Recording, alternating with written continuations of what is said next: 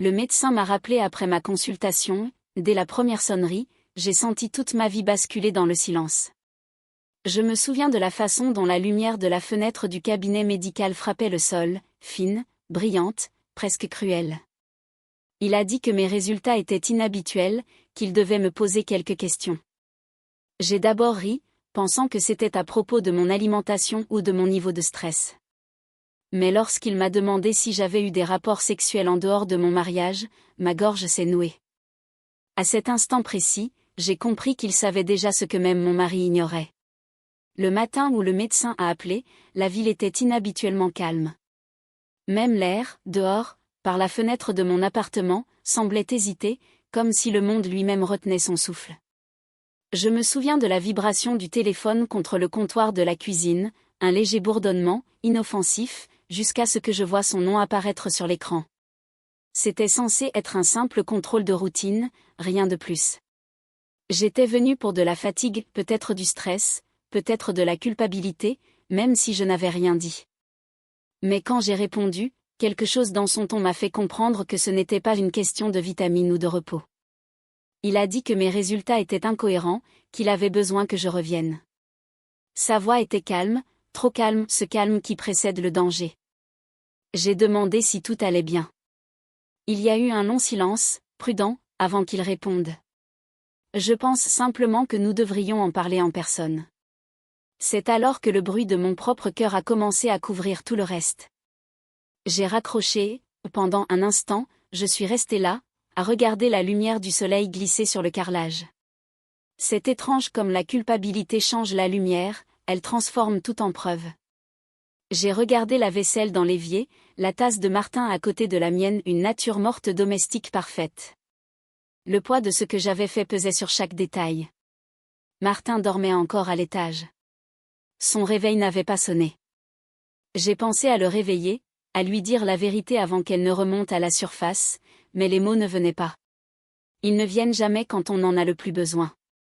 Alors j'ai préparé du café, le rituel habituel, l'illusion de maîtriser la situation. L'eau bouillait. J'ai repensé à ma première rencontre avec Marc.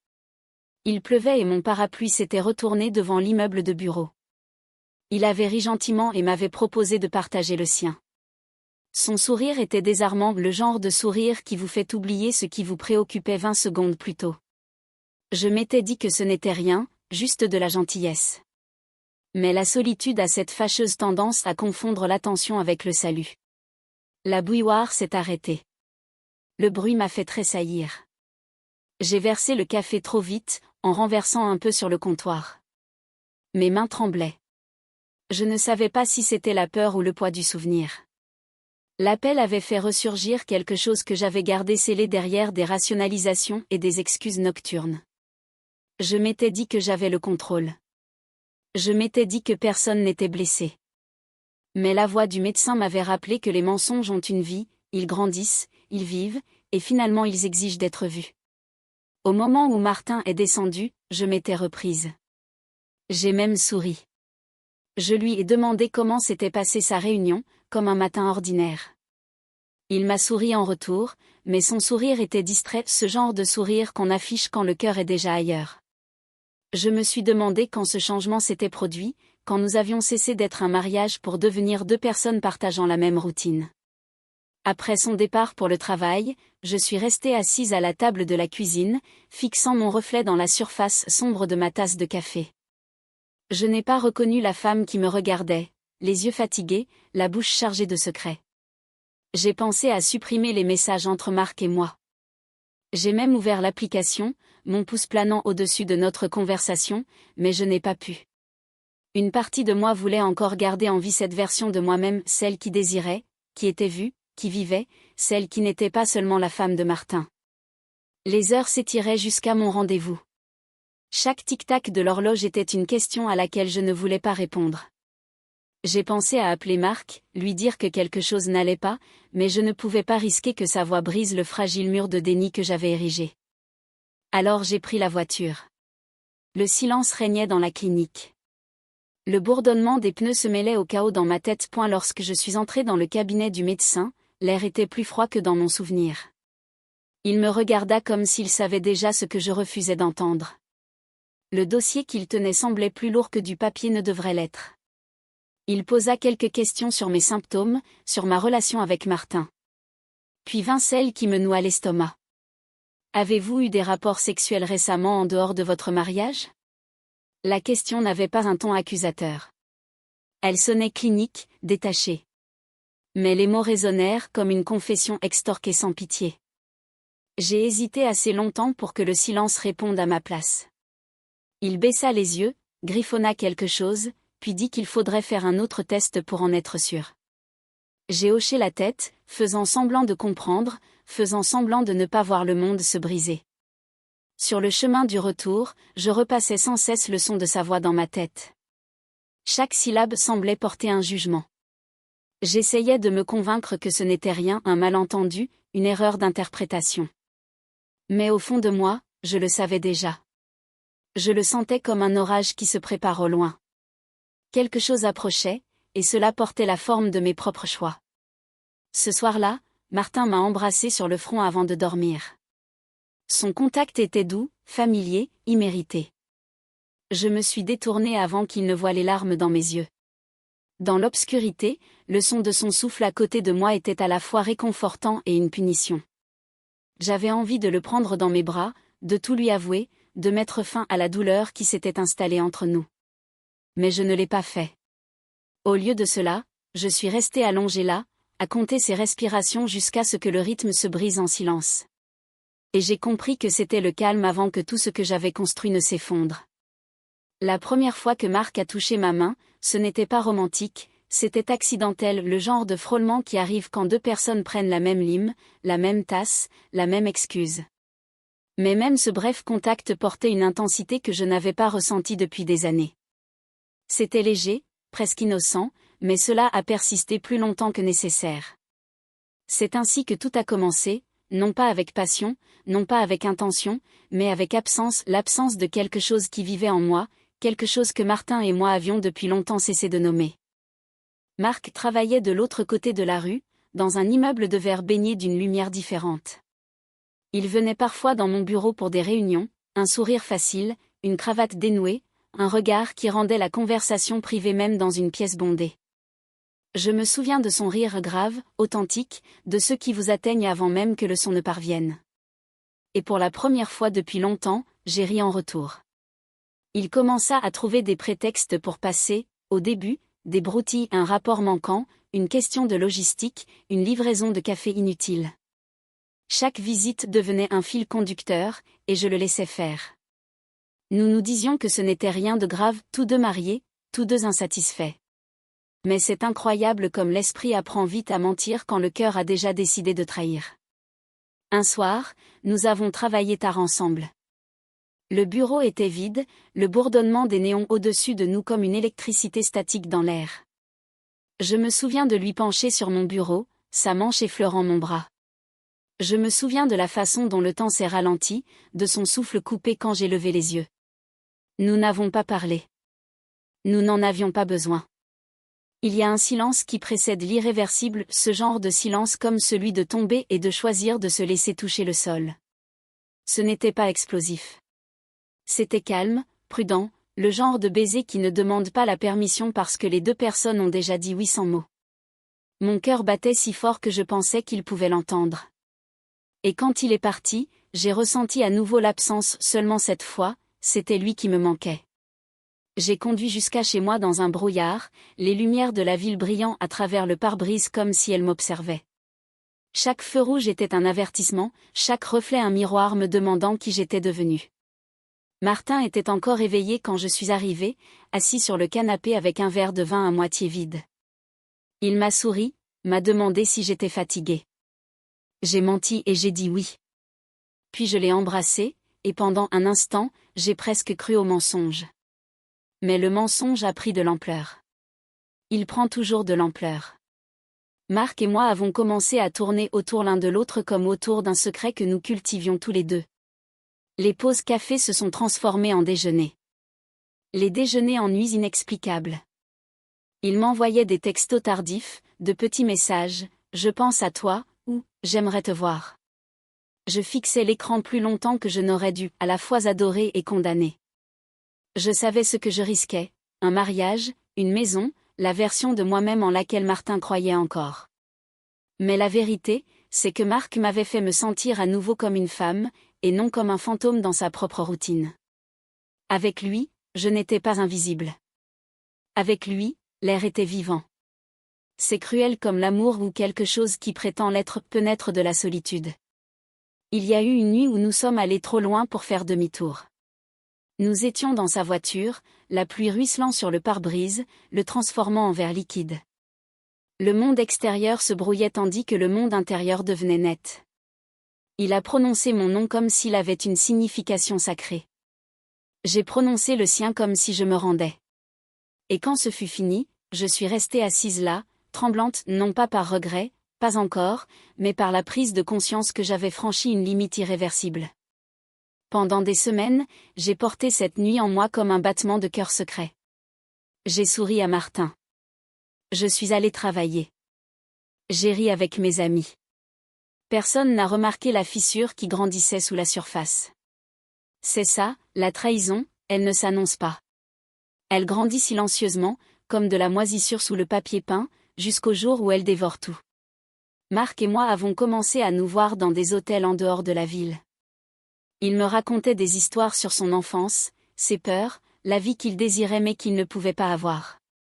Et j'écoutais, croyant naïvement pouvoir exister dans quelque chose bâti sur des mensonges. Parfois, après, il me prenait dans ses bras et me murmurait qu'il aurait aimé que les choses soient différentes. Je n'ai jamais demandé ce que cela voulait dire. Je ne voulais pas la réponse.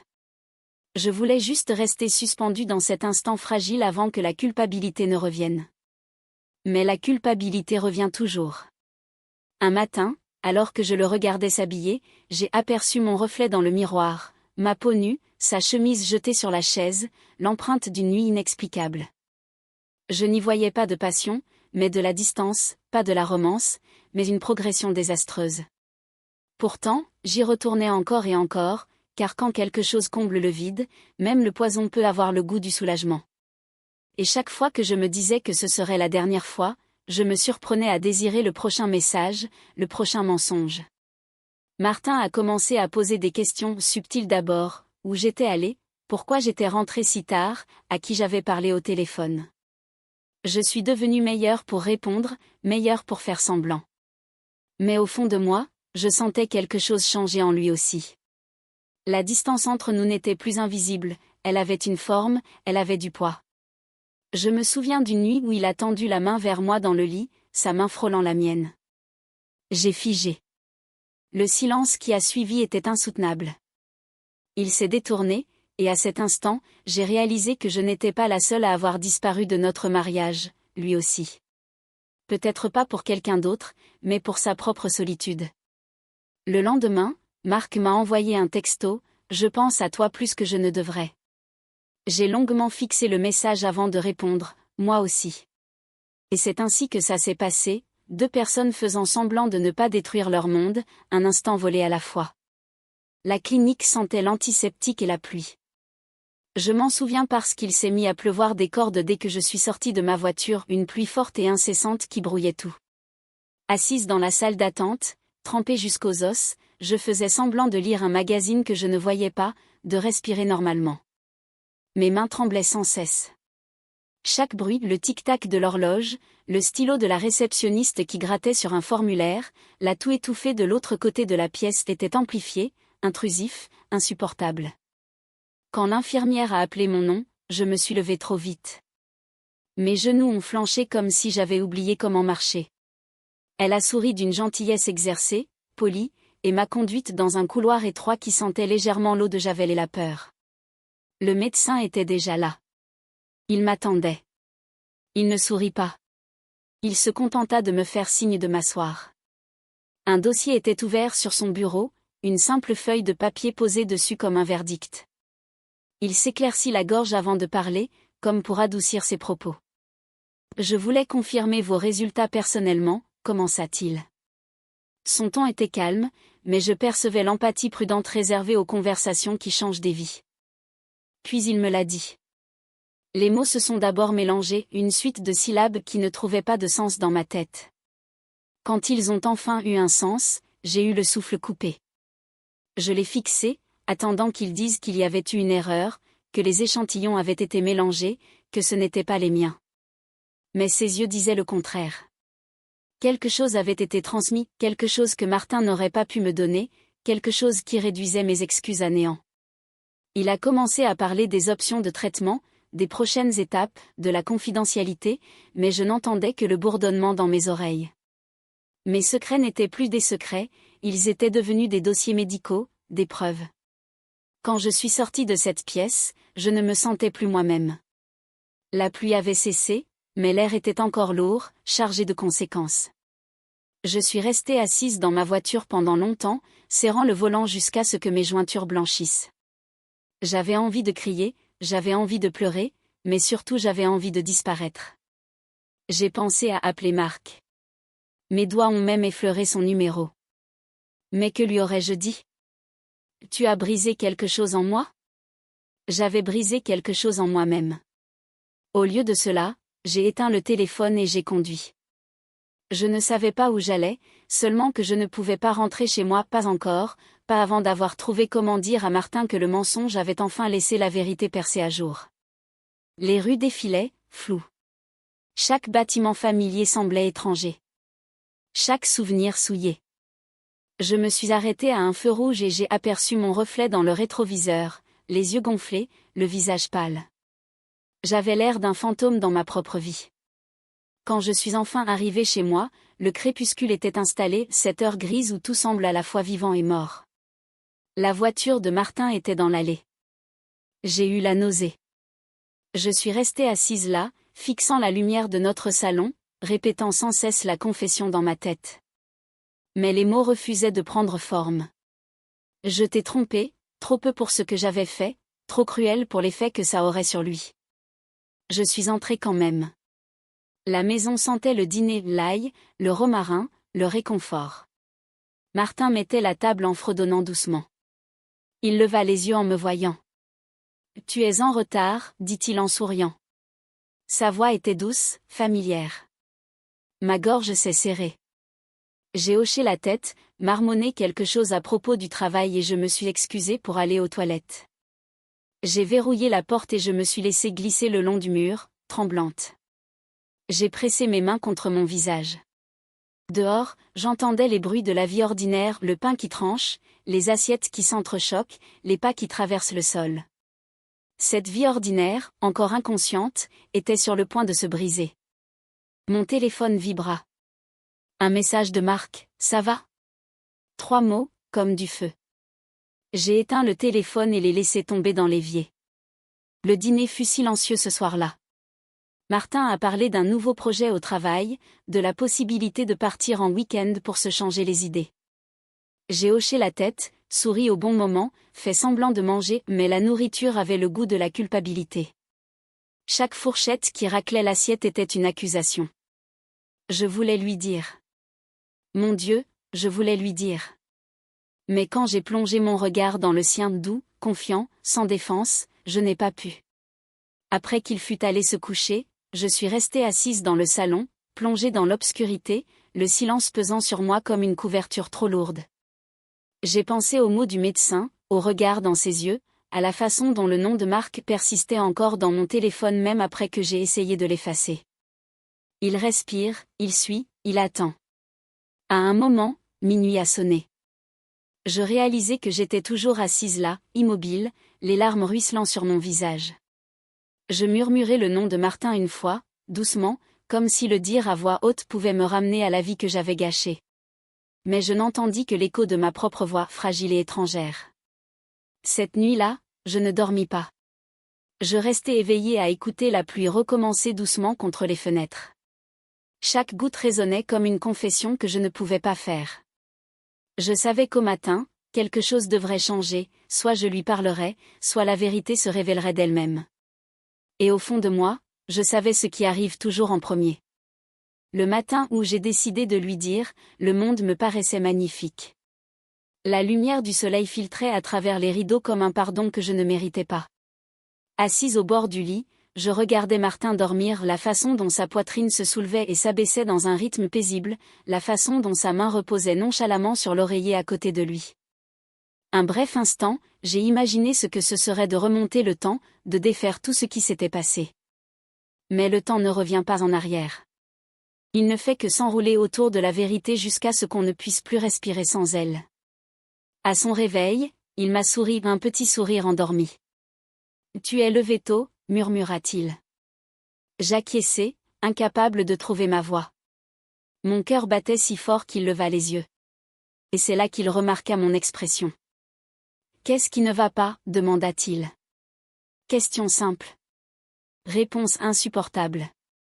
J'essayai de parler, mais les mots restèrent coincés entre mes poumons et ma gorge. Il me fallut toute ma force pour finalement murmurer. « Nous devons parler. » Il se figea. Son regard s'aiguisa, le genre de regard qu'on lance quand on sait déjà qu'on est sur le point de perdre quelque chose. Je lui racontai tout, non pas d'un trait, mais par bribes, la solitude, les nuits blanches, Marc, la clinique, les résultats. Chaque mot était comme arraché à la peau, à l'os. Son visage resta impassible d'abord. Le silence était immense et suffocant. Puis il rit non pas par humour, mais par incrédulité, le genre de rire quand la réalité se fend en deux. « Je ne comprends pas », dit-il. Sa voix était douce, presque enfantine. « Tu veux dire, toi ?» Il n'arriva pas à finir sa phrase. J'acquiesçai, et c'est là que je vis l'instant, l'amour se brisa en lui. Ses épaules s'affaissèrent, son regard se voila, sa respiration devint haletante. Je voulus le retenir, mais il recula en secouant la tête. Non. Juste, non. Il quitta la pièce. Je restai assise là à écouter ses pas s'éloigner dans le couloir. La porte claqua, et l'écho s'éteignit. Je voulus le rattraper, m'expliquer, le supplier, mais il n'y avait plus de mots pour réparer ce que j'avais fait. Certaines vérités ne réparent pas, elles remplacent. Elles deviennent la nouvelle forme de votre vie. Le reste de la journée passa comme un rêve sous l'eau. Les heures se dissolvèrent dans le néant. Mon téléphone vibrait sans cesse, Marc appelait, envoyait des SMS, suppliait. Je ne répondais pas. Ces mots n'avaient plus d'importance. La liaison qui avait été si enivrante avait maintenant le goût de cendre. Chaque souvenir se rejouait à l'envers, les rires, les moments volés, tous dépouillés de leur sens maintenant qu'ils avaient détruit la personne qui le méritait le moins. Ce soir-là, Martin rentra. Il ne me regarda pas, ne parla pas. Il passa simplement devant moi pour entrer dans la chambre d'amis, un oreiller sous le bras. Ce petit geste silencieux me blessa plus que n'importe quel cri n'aurait pu. C'était la forme physique des adieux. Je voulus lui dire que j'étais désolée, mais les excuses étaient trop peu, trop tardives. Je restai assise devant la porte pendant des heures, chuchotant à travers le bois, mais il ne répondit jamais. Les jours passèrent ainsi. La maison semblait vide, pleine d'échos. Nous continuions à nous croiser comme deux fantômes dans la même maison, le cliquetis de la vaisselle, le bruit de l'eau qui coule, une porte qui se ferme doucement. Un jour, je l'entendis pleurer sous la douche. J'appuyai ma main contre le chambranle de la porte et pleurai aussi en silence, car mon chagrin n'avait pas le droit de faire du bruit. Marc essaya de me revoir. Il disait qu'il m'avait manqué, qu'il tenait encore à moi, que peut-être nous pourrions recommencer. J'effaçai ces messages sans les lire jusqu'au bout. C'était étrange, l'homme qui autrefois était comme de l'oxygène me faisait maintenant suffoquer. Peut-être est-ce la malédiction de l'amour interdit, il ne vit que caché. Dès qu'il est exposé à la lumière du jour, il se flétrit. Un soir, je trouvai Martin assis sur le porche, fixant le noir. Je restai dans l'embrasure de la porte, incertaine si j'avais le droit de m'approcher. Il ne me dit pas de partir. Alors je m'assis à côté de lui, pas tout près, juste assez pour entendre sa respiration. Nous restâmes là, dans le silence, deux personnes qui avaient été un « nous » et qui n'étaient plus que des « je ». Après un long moment, il parla enfin, d'une voix rauque. « Je ne sais pas comment te regarder sans voir ce que tu as fait. » Je fermai les yeux. « Je sais. » Un autre silence. Puis, très bas. « Je ne sais pas non plus comment me regarder moi-même. » Et pour la première fois depuis que tout avait explosé, nous pleurâmes ensemble, pas enlacés, pas pardonnés, mais simplement côte à côte, dans la nuit qui nous avait finalement rattrapés.